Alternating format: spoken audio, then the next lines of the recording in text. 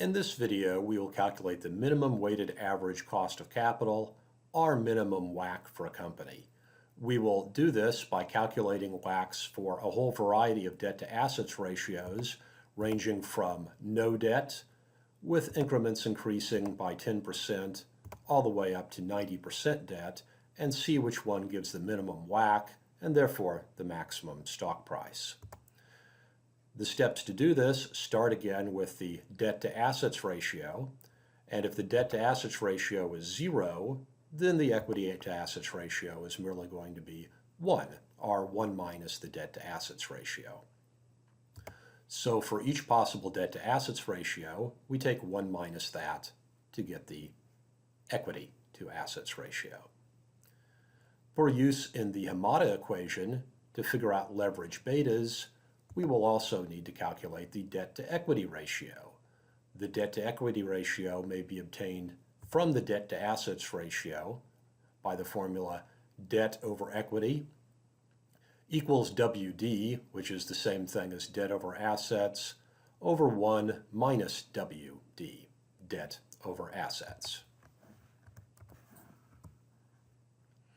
After we have obtained the debt-to-equity ratio, we can then use the Hamada equation to calculate leverage betas. Under the Hamada equation, we follow through this procedure where F5 is the unleveraged beta.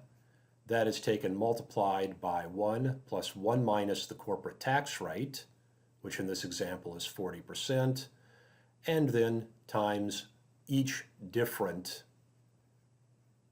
debt-to-equity ratio, ranging from 0 all the way up to 9.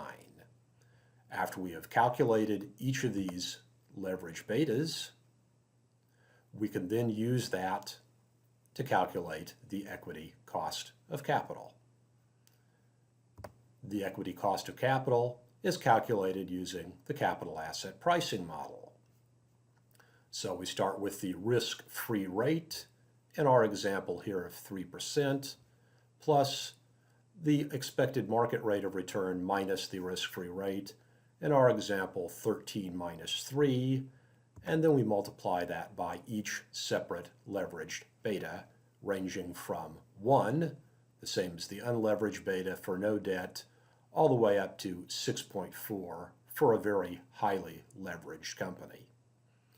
We also assume as leverage increases, as our debt-to-assets ratio increases, the company would be more risky, therefore the bond rating would decrease, and the interest rate would go up, starting with an interest rate of 2 or 3%, increasing up to an interest rate of 30% as the company becomes more and more risky and less stable.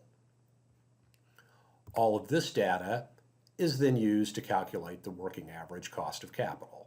So the working average cost of capital is the fraction of the company financed with debt times the cost of that debt, or the interest rate, times 1 minus the corporate tax rate, since interest payments may be written off on taxes, then plus the fraction of the company financed with equity, times the cost of that equity, which is the cost of equity capital, again calculated from the Hamada equation and the capital asset pricing model. So WACCs are calculated for each possible leverage, all the way again from 0 to 90% debt. We then look at each of these WACCs and we determine which one is the lowest. The lowest WACC is here at 12%. That corresponds to 70% equity and 30% debt. We can graph these out.